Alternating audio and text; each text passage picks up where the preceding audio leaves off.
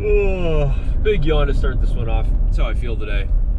Got some weird stuff going on in my throat, thanks to whatever the freaking pollen season is that apparently is never ending this year.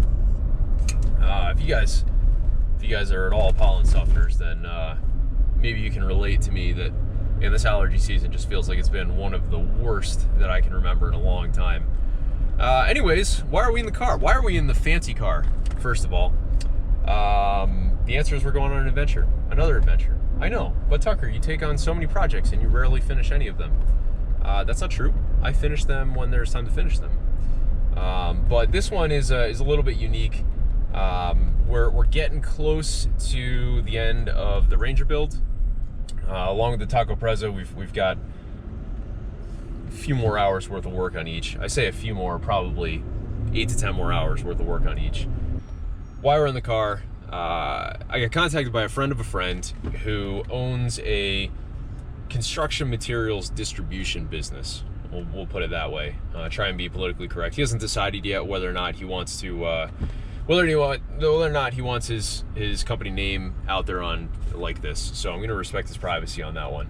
But he's been looking for a while for essentially an advertising mouthpiece, something that he can park in front of his business and occasionally use for some business related stuff that will hopefully draw people in and kind of get his name out, right? He wants to drive it around town a little bit. And the criteria that he's looking for is something cool looking and something old. There's a lot of that. I mean, there's a lot of old, cool trucks kicking around out there. Most of them are gigantic piles of poop. So it's up to us now. He's kind of put the onus on me to find one that's worth getting up and going for him. So last weekend, I went and looked at a 1952 GMC XM211, which is a military truck. It's a deuce and a half, a 2.5 ton truck, 10-wheel truck, basically two dual tandems. Anyways, they're interesting trucks. That was rotted in place. I mean, it was in horrible shape, missing a ton of components, all the glass, drive shafts. Drive shafts aren't that bad, but a lot of expensive parts were missing. And then parked immediately next to that was a early 1960s International, I believe it was an R210. It was missing a lot of the information off of it. It was an old state truck. That was a 36,000 pound GVW truck, 62,000 GCVW, which is a big truck. And that truck literally would not budge from where it was parked. It had been parked for 30 years. Really cool looking truck, but ultimately just too big, couldn't get to move. Engine was lock solid. It just wasn't the right truck.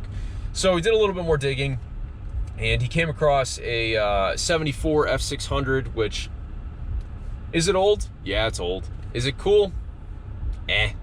There's a lot of those body style Ford trucks around. It's not really a unique truck. Definitely unique to today's time, but in the grand scheme of things, there's a lot of those that were produced. So right now, we're going to look at the truck that I think is going to be the one. It is a 1968 GMC C60. You know, looks cool, unique, fits the right vintage area, and it's a GM product, so it's not going to be sacrilege if we end up throwing like an LQ9 or something like that in it. So this truck apparently runs and drives, has a little bit of a hard time stopping. It has air over hydraulic brakes, so I'm assuming that it's got some air leaks from just being old. And I'm not sure if it's late 60s is maybe close to the spring assist air over hydraulic era. So a lot of times on those trucks, if you had no air, then you had no brakes. So they might be lock solid. I don't know, we'll see. Guy that owns it says that it also needs a throwout bearing. We'll see. Basically, we're on our way. But the whole idea with this, I took on this project saying that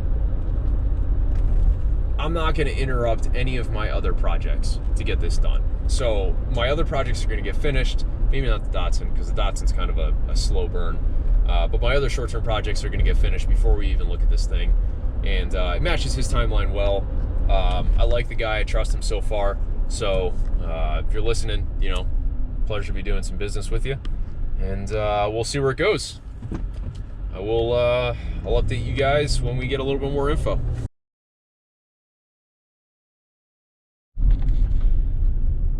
All right, since we're currently doing about 12 miles an hour behind a triaxle on country roads, I figured I would service you guys with a little bit of an update. So just met a really cool dude who's been collecting older medium duty construction equipment and trucks and that kind of thing. He's got a really sweet 1950s auto car,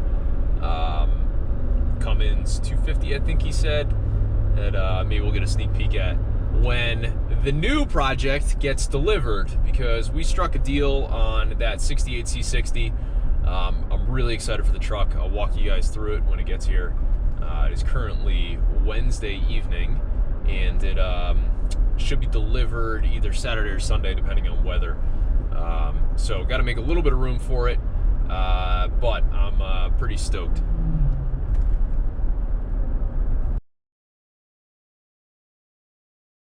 So fast forward a few days, it is 6:47 on one of the hottest days of the year so far. It is 91 at 6:47. It is hot out, and we've got a delivery on our way. So that 68 C60 that I was talking about a couple minutes ago, Matt is showing up to deliver it here in a couple minutes. He just let me know that he was pulling up soon, and he is actually doing so on his 50s auto car diesel semi. And I talked to him a little bit about it. Looks like we might be able to show it off, get a little bit of insight into the truck itself, which is pretty neat. And hopefully we have clear enough space amongst all of the projects to fit this bad boy in here. So it's gonna be a thing. It's definitely gonna be a thing. All right, I guess we should move some more of this crap, huh? Okay, status report. We are on our way to rescue the transport truck. We were 11 minutes away. He made it 11 minutes to us, 11 minutes away from us, I should say, and said that he had a little bit of smoke coming from the rear brakes. Thought it might have been brake, but he wasn't sure. Noticed it again and said that it smelled organic, which I know what that smell smells like. I know what that smell smells like because that is what critters do to vehicles.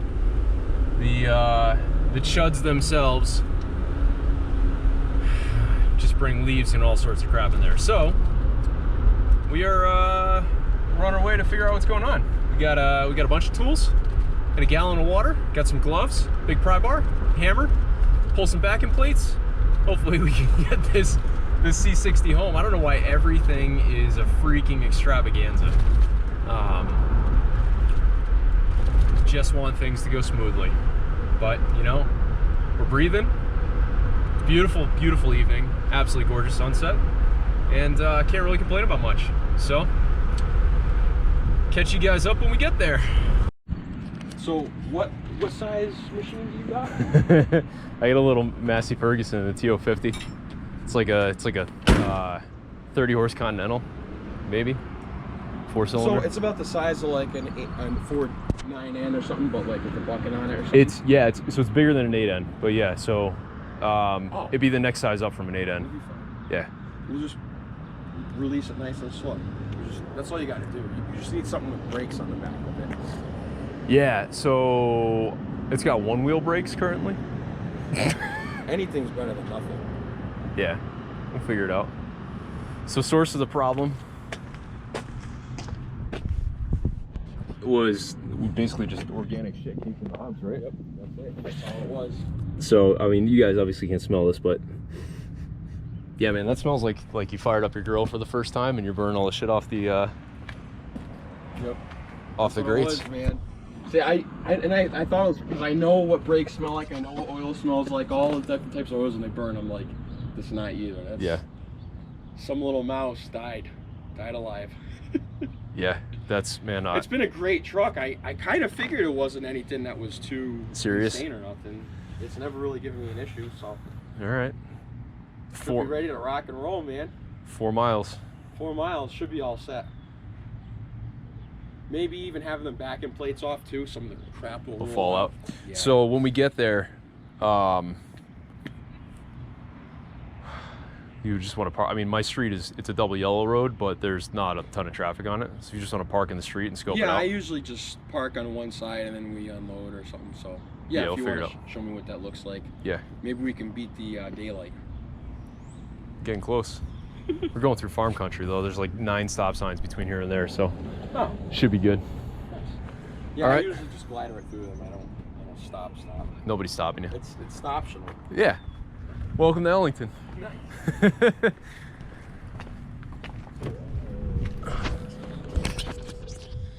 So that is the tow rig. 52, I believe he said. Cummins 250. I'll let him do the talking about it. But he bought that thing and got it to where it is, and I mean, it runs beautifully. I'm not kidding when I say it's a really nice truck. So kind of sucks to have something like this happen.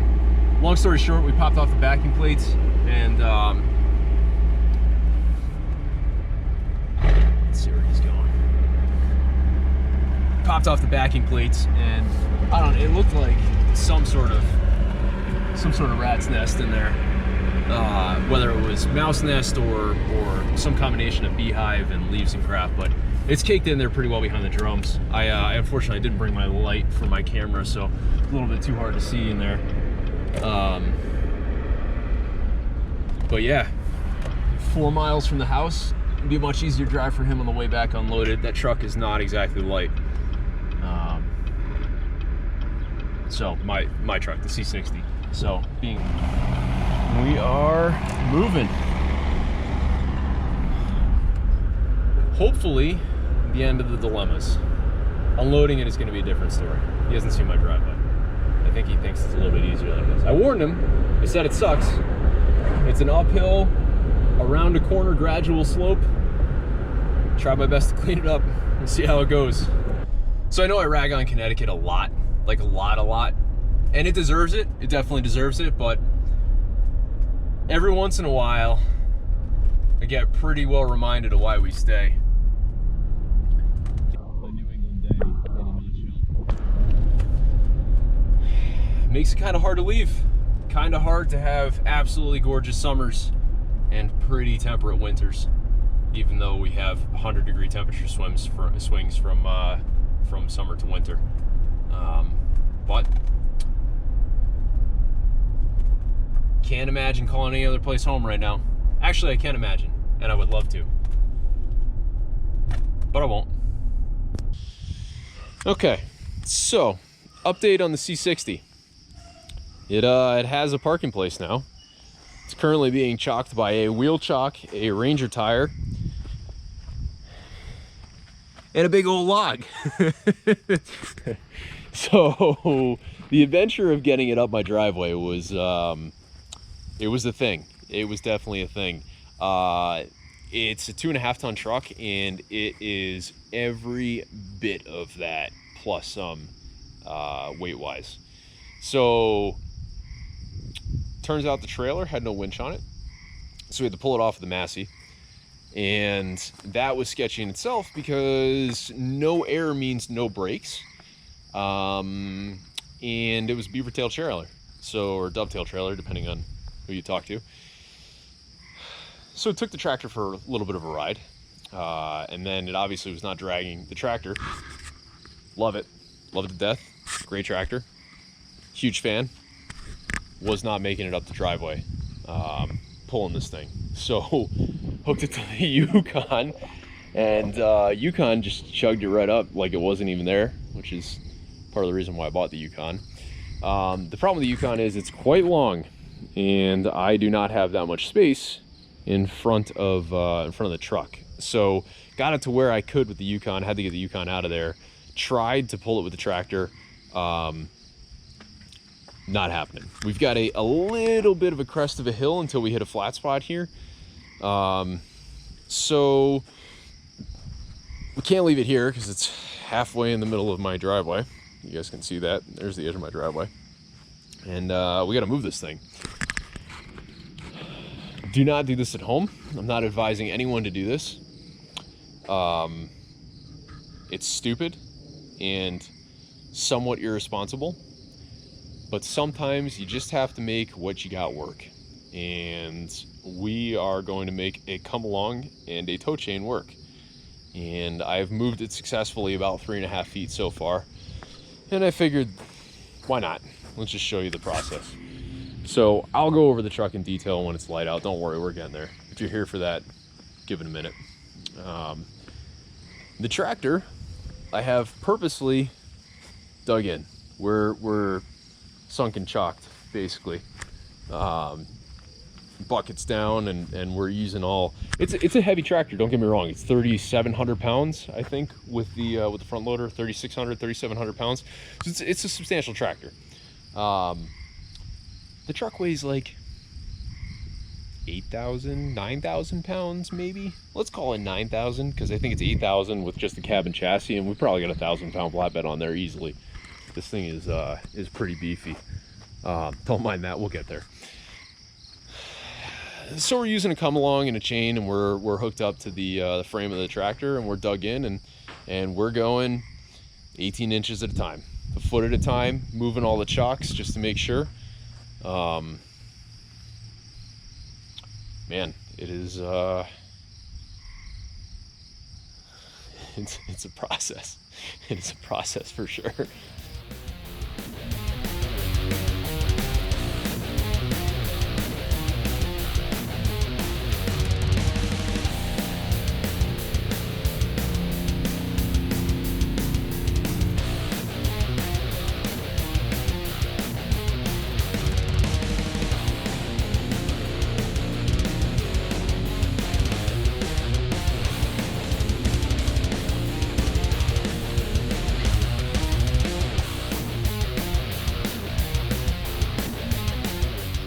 It's disgusting out. It was 94 degrees with like 70% humidity today, and it is currently 10:04, and that has not changed a wink. I mean, it might be down to, I don't know, 80 something, but it is just disgusting. Oh, my light came unplugged.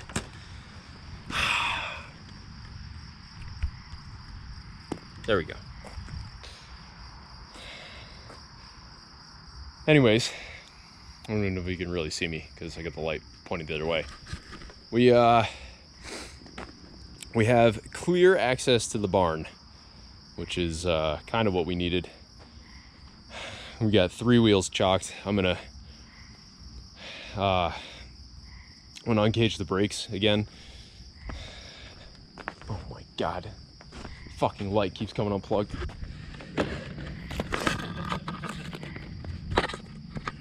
That wire.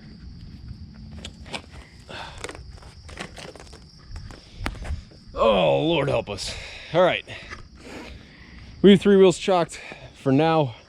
It's gonna sit. I'll do a little bit of a daytime walk around in the morning, but it's where it needs to be. That chalk is definitely not the right size chalk for this, but it's working. That log is probably a little bit more appropriate sized. So anyway, so I'll uncage the brakes. I've got them caged right now so we can move this. This does have S-clamp style air brakes on it with double cans, so the safety springs on them. And get the tractor out of there. I'm good to go. Gonna kind of suck doing some work over some grass, but worse things have happened. Not like we have to jack this thing up because God, the lowest point on this thing is probably the front axle. Everything else, there's like 2.5 feet of clearance. Okay, wasn't pretty. Truck is where it needs to be for now. Ta-da! Door's open. Why is the door open? Because it's open, that's why. Here it is, in all of its glory. This is a 1968 or 1974 GMC C60. I say or because we have some conflicting information on some VINs. This truck came from Rhode Island. It was a farm truck, which is not uncommon for these things, for the bulk of its life. No idea how long the previous owner had, but he was not the original owner. He purchased it from who he believes were the original owners. Not a huge paperwork trail on this truck, but we can identify a lot just by checking it out. So I say 68 or 74 because we have some mismatched VIN stuff, right? So if we look at the VIN on the cab, which is why the door's open, we got a T for GMC. We have an H for cabin chassis, and I believe that signifies a 92 inch, which would be the dimension from the back of the cab to the end of the frame. If I'm wrong on that, then someone correct me. I haven't grabbed the tape measure. M, which would be for GMC gas V6. We have a 7 here, which calls out the tonnage of the truck. This is a 2.5 ton truck, so that's correct. 3 is that this is a single axle convertible cabin chassis, I believe. 4 is the model year, so that would indicate that this is 74. V is for the location. I believe that's Pontiac, Michigan. That's where it was manufactured, and then this, the actual serial number of the truck. Most of those things are correct. Actually, all of them are correct. No idea what the 92 inch portion calls out, because the wheelbase is not 92 inches. From the back of the cab to the end of the frame might be 92 inches. Nah, it looks longer than that. I don't know. But everything else kind of matches up, right? So I have a suspicion that this thing was recabbed at some point. As you can tell, they were not exactly known for their preventative rust measures. And seeing that this thing was originally tan underneath, and it looks like the fenders have always been green, leads me to believe that this thing was recabbed at some point. And that would explain the discrepancy in the VIN tags. Where it gets a little bit more confusing, we have chassis cab sticker that is dated 280, okay? On the visor, we have emissions paperwork that says that it was built during the 1980 calendar year. Okay, don't know if that's just that visor that was swapped around, what it was. But on the fuel tank, it also says 10 of 79. I have a feeling that we might be looking at a couple of trucks stuffed together here, which would not surprise me in the least. I have not located the VIN on the engine or the transmission yet. It's supposed to be partial VINs on each. I'm assuming that they're just filthy and covered in crud. There's also supposed to be a VIN number stamped on the right side of the frame, on the top of the frame between the frame and the cab. So if we ever get the cab off a little bit, then maybe I'll be able to verify that from there. But anyways, what we have is honestly, an extremely solid C60, regardless of the year. They started making these trucks in 1966 in this body style, and they made them all the way through until 1983. So a lot of similarities in the cabs here. The medium and heavy duties, the light duties changed a little bit more. The Chevys changed a lot. The GMCs changed less. The powertrain options changed more throughout the years than the actual body of the cab did. So this particular truck is a V6 gas job. It is a 401 or a 402, but I believe it's a 401 V6. It's a 401 cubic inch or a 6.6 liter V6. These were industrial engines that were manufactured specifically for medium and heavy duty applications, kind of identical to the smaller GMC V6s, the 60-degree V6s, but they had a much taller deck height on them. These are 4-skirt pistons, so the piston itself is much taller, which is why they needed a taller deck height. And the idea there is more skirts, more longer lasting. I have no idea when the last time this thing ran was. Allegedly it was last year, but these motors are known for just sucking down whatever you put in them and just running. And they might run rough and they might run like crap, and you might get 3 miles a gallon, but they just run and run and run and run and run. So in a minute here, We might pour a little fuel in the carb, throw a battery in it, and see if we can get it to pop off.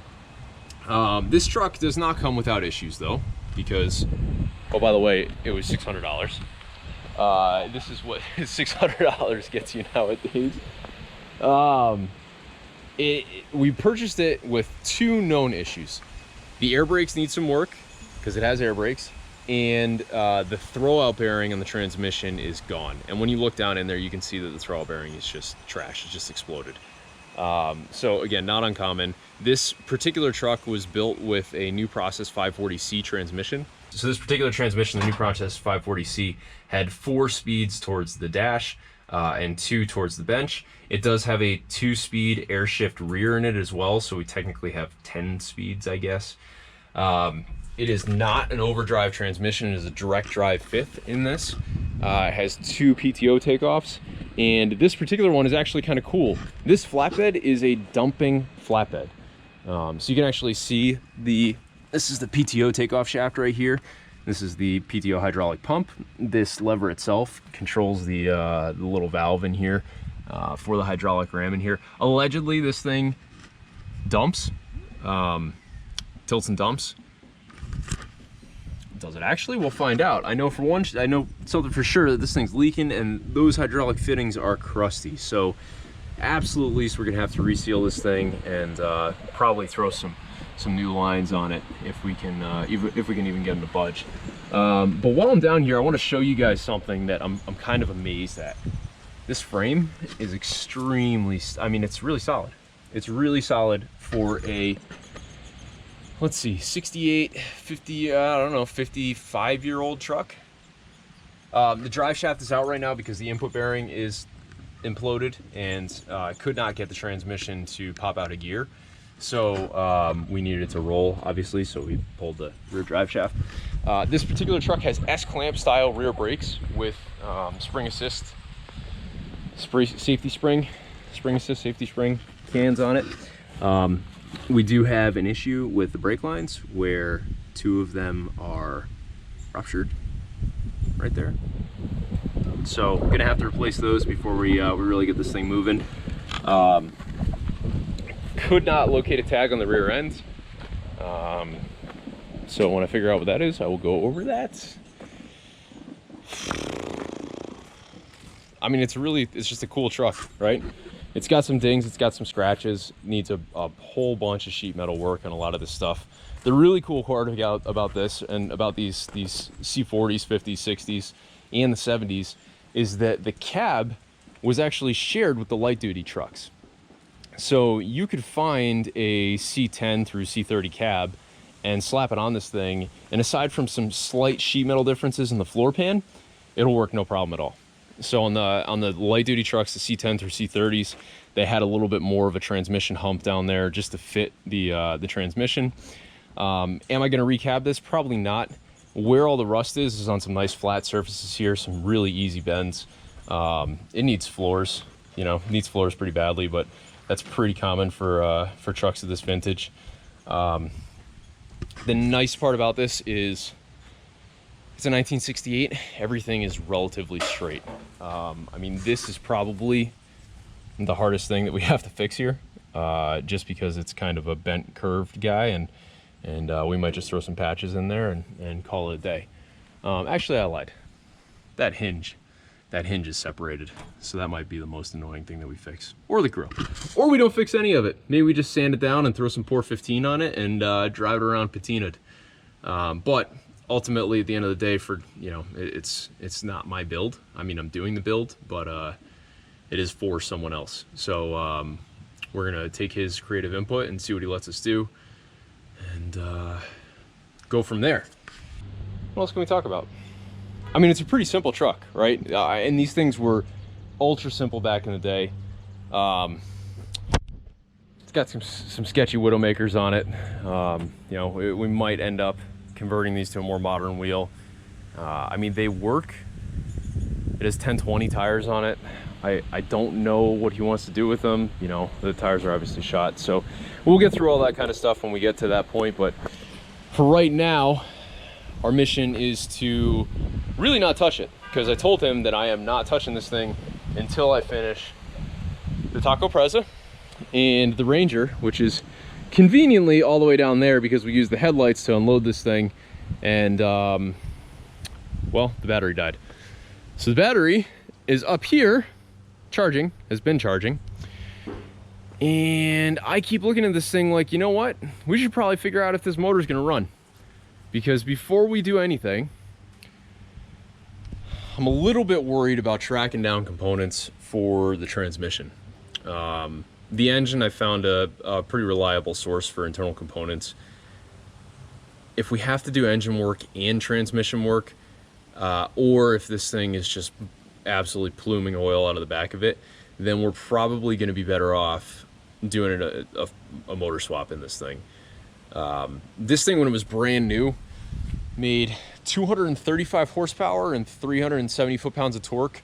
The really neat part about this 401 V6, that 370 foot-pounds of torque was at 1600 RPM or 1400 RPM, depending on the year. So, I mean, that tells you all you need to know about the engine, right? It was designed to haul crap from super low speeds. I think the red line on this thing is like 3700 RPM. I'm not even kidding. I'm pretty sure it's a gas engine and it's red line at 3700 RPM. So, low turning, old iron that just got the job done. The problem with old iron is that it eventually gets old, and there becomes a point in time where locating parts is more of a pain in the ass than just swapping them out. You know, if my customer basically wants this thing to be more of a driver, we're probably better off putting something like a 454 or even an LS style engine in it. And that way we keep the Chevy heritage in there, and you can hit those torque specs and everything with the newer LS motors. I think actually a 4.8 would probably perform fine in this thing for what he wants to do with it. But realistically, we'd probably want to put something beefier in it. You know, a 454 with like a 4-barrel carb would probably be fine. Be plenty of power, and you know, would match kind of relatively similar to the vintage, while still being a bit more of a modern upgrade. So anyways, I think we're going to throw the battery in it, pour a little fuel in the carb, and bang the key and see if it fires up. And if it does, then maybe we just try and find a throwout bearing for the thing and see if we can get the transmission whirling again. And if it doesn't, then I can start the process of trying to find a good deal on a motor and a trans for this guy. So without further ado, let's get the camera set up and a little bit of fuel in the carb, battery in, and see what happens. So a couple of cool things about this truck, because it is a gas job, it's just a 12-volt system. So it's pretty neat. We can just use a standard battery. This particular one is 805 CCA. It happens to be the Ranger battery.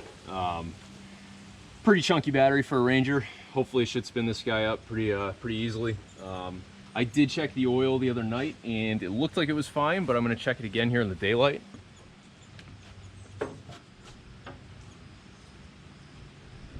I'm going to go ahead and assume that that is the negative, since that is going straight to the block.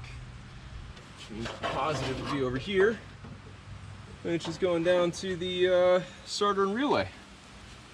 So let's flip this guy around. Oh, it is a chunky battery. Doesn't quite fit in the box.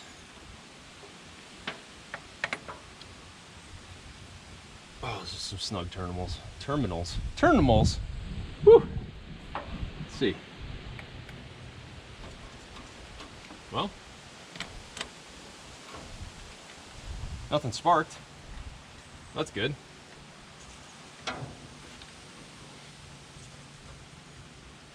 Let's see. All right. Good there. Let's grab the dipstick. We've got plenty of oil in it. It's a little bit dark, but that happens when it sits for more than a couple of months. Doesn't look like any moisture either. And there's even a fair bit of coolant in it. Let's see if we can get this air cleaner off. Oh. Well, that's easy and terrifying. Who knows what was living in there? Man, I'm gonna need a serious step stool to get into this thing. Oh! We got anything good? Oh man. That is a mediocre sign. I'm pretty sure that that's just water from this thing sitting for so long. What I'm really hoping is that the design of this whole thing has kept that water out of the actual intake. Man, I'm kind of happy I checked that before we got the cranking. You know what? I'm not even gonna put fuel in. I'm gonna see if it's gonna fire up. Because why not? It's the worst that happens. I guess cranking's the first start.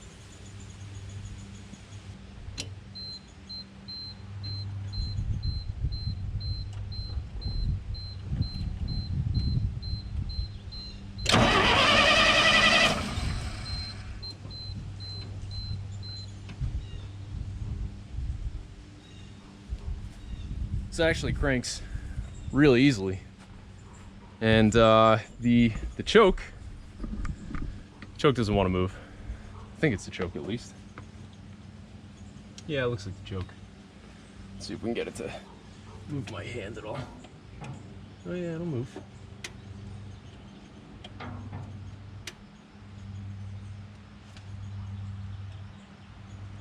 Maybe. Let's move it a little bit. All right. Let's get a little splash of fuel. Get a little bit of go-go juice.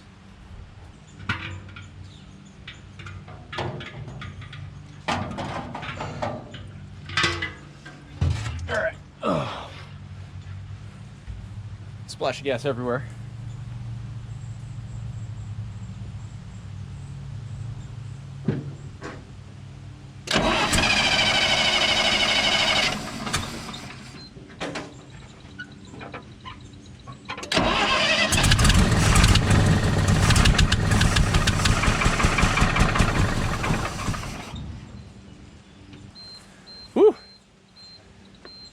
So that's a pretty positive sign. Pretty stoked about that. We got a little bit of gas everywhere. The low air buzzer works, which is kind of nice. Definitely a good sign. I have not looked at the contents of the fuel tank yet, or if there's fuel in it. Based on that sound. Oh, that is well varnished. So we're gonna have to take care of that. Wow, that really, my nose is burning smelling that stuff. What do we do? What do we do, world of YouTube? Do we put a new motor in it that makes it easier to drive? Or do we keep it original? Yeah, let's make this one the viewer's choice.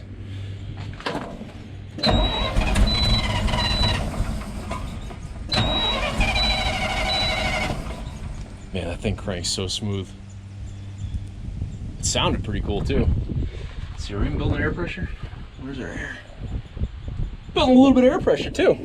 Let's see if we can get this thing to run on ether for a little bit. Just a minute or so. I can't see where the vent is for the bowl on that guy without really getting in there. And I also don't want to suck too much of that crappy gas up there if I can avoid it.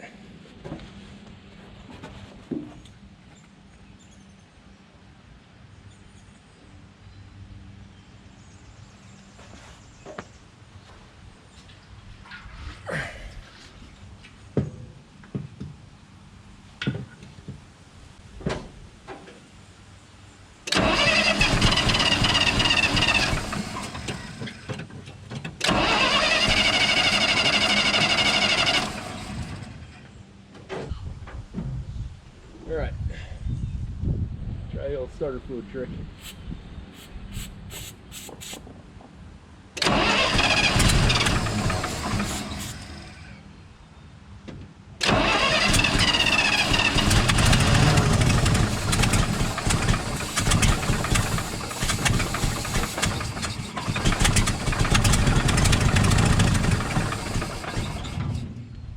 So now that we know that it kind of runs, mostly runs, wants to run, I guess the decision is a little bit more difficult. Do we leave the original heart in place and try and get it up and running? I mean, that fired up way easier than I thought it was going to, and it spins over super smooth. The fact that it's building air pressure with those two busted airlines back there is kind of a saving grace as well. So let me know your thoughts in the comments and what we should do with this thing. Going to be a little bit more of a slow burn, you know, probably won't get to it for a month or two.